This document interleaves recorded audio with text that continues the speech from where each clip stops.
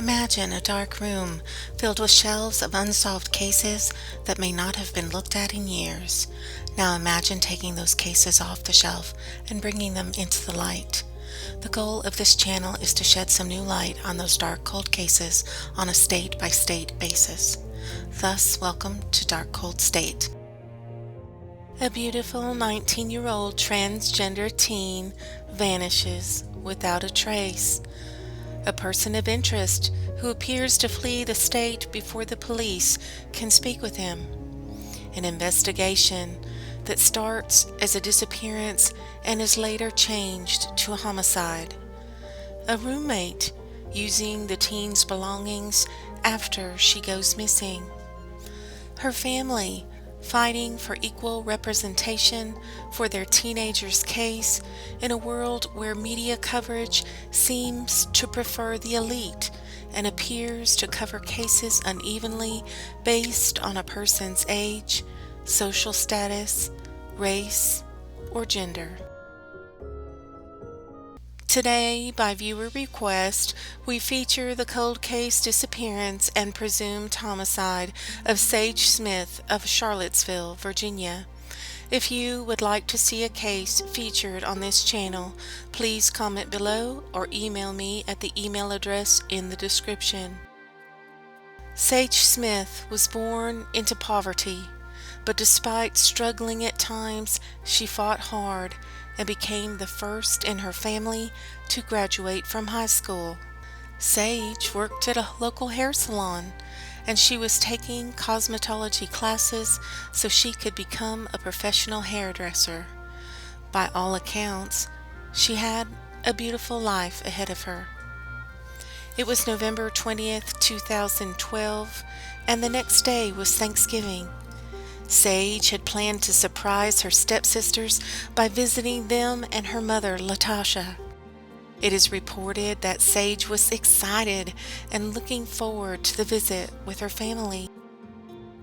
It is believed on the evening of November 20th, 2012, that Sage had planned to meet a man she had met online at the Amtrak station.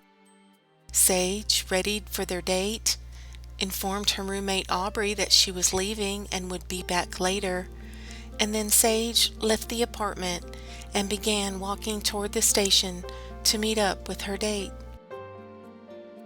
It appears that she and her date were texting during this time, and that she had also started talking on the phone with another friend.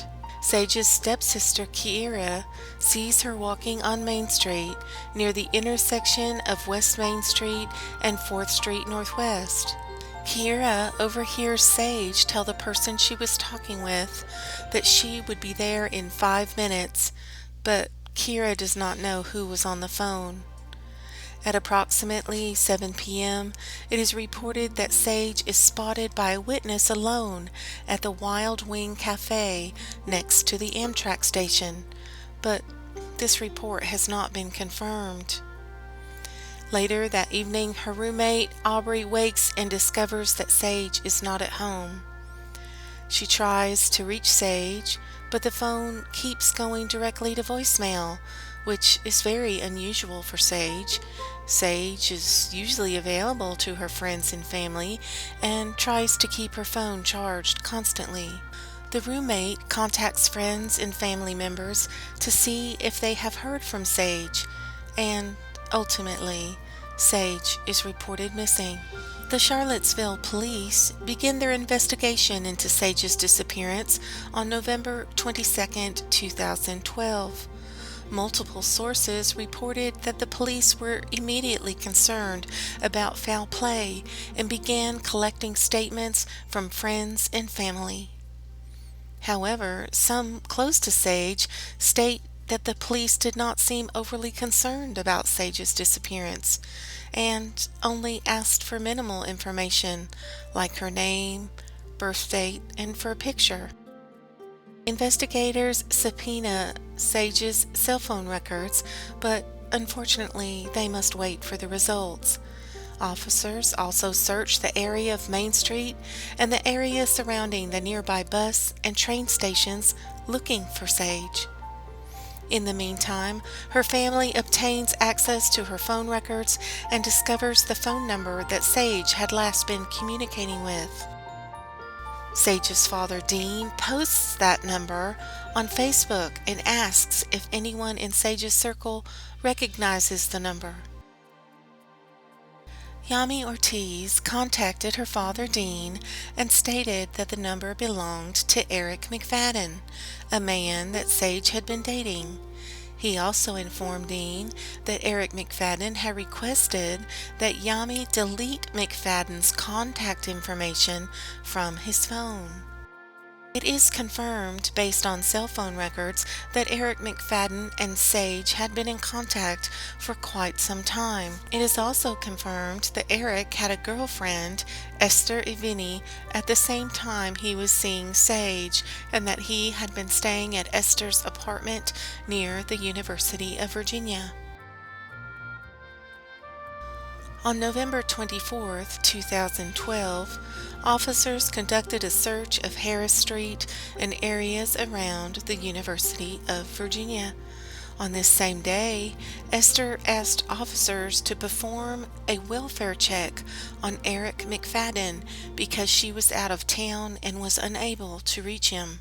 Officers went to the residence and found that there was no one home, and so they left. Also on this day, Yami informed the police regarding Eric McFadden and Sage's relationship.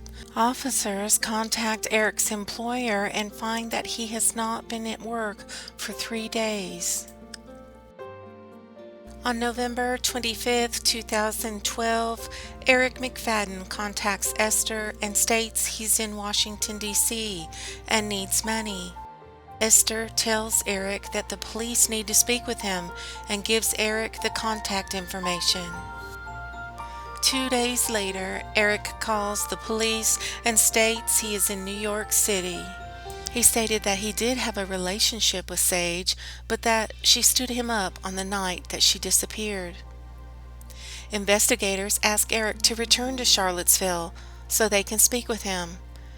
And later, Esther contacts the police and tells them that Eric had agreed to return, but he never did.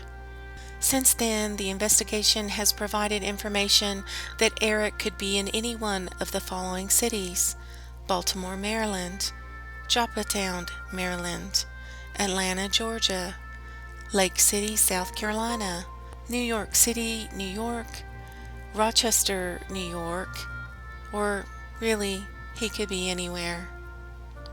Over the next few days and weeks, additional searches are conducted around Eric's apartment and in the landfill in Henrico County, where the garbage from the apartment dumpster had been taken. On December 3, 2012, Esther also provides police with an email from Eric stating that he had met with Sage the evening she disappeared, and while they were walking together, they had been approached by a group of people, and since Sage had enemies, he walked away before anything bad could happen. The email also made allegations that Sage had been blackmailing Eric McFadden about exposing their secret relationship to others. Since Eric's story has now changed from his original statement to the police, he is moved to the top of the suspect list. In November 2015, police announced that Eric McFadden is no longer considered a suspect, stating that he did not drive or own a car and was in a largely populated city where residents would notice something out of the ordinary. In January 2016, police interview Sage's roommates Shakira and Aubrey again and find that there were inconsistencies in Aubrey's story. In addition to that, Aubrey had been caught using Sage's EBT card and her other personal belongings after Sage's disappearance. In December 2016, police reclassify Sage's disappearance as a homicide. Police insist that Sage's disappearance is still an active case, and they continue to follow leads and tips and make every effort to locate both Sage Smith and Eric McFadden. In March of 2017, Eric McFadden is now once again named a person of interest in this case. It is believed, however, that they consider him more of a witness rather than a suspect, as they state he did not have sufficient means to be responsible for Sage's disappearance. It should also be noted that at the time of this story, there appears to be no evidence linking Aubrey to Sage's disappearance. Sage's family fully believes that her case did not receive the same media coverage as other missing person cases in the same area and around the same time. For example, the search for missing teenager Hannah Graham less than 2 years after Sage's disappearance garnered much more round-the-clock media attention, community support, and resources. Whether it is due to Sage's social status, her race, or her gender, in the years since Sage has disappeared, her family still struggles to keep Sage's story in the media and within the attention of the police department. Since Sage disappeared, the Smith family have met with the chief of police, the city council, and others to share how unhappy they are with how the investigation has progressed. They also created a petition and staged a protest outside Charlottesville Police Department headquarters because they felt all support for Sage's case was gone. Over the course of the investigation, many vigils have been held for Sage in the hope of keeping Sage's story alive and on everyone's mind, hoping that the responsible party will come forward or that they receive the necessary tip that will break the case wide open. In June of 2019, the Charlottesville Police Department filed a missing persons report for Eric McFadden at the request of his mother. Eric McFadden was last seen in Charlottesville, Virginia on November 23, 2012. At the time of his disappearance, he stood between 5 foot 10 inches and 6 foot 1 inches tall and weighed approximately 180 to 190 pounds. He has black hair and brown eyes.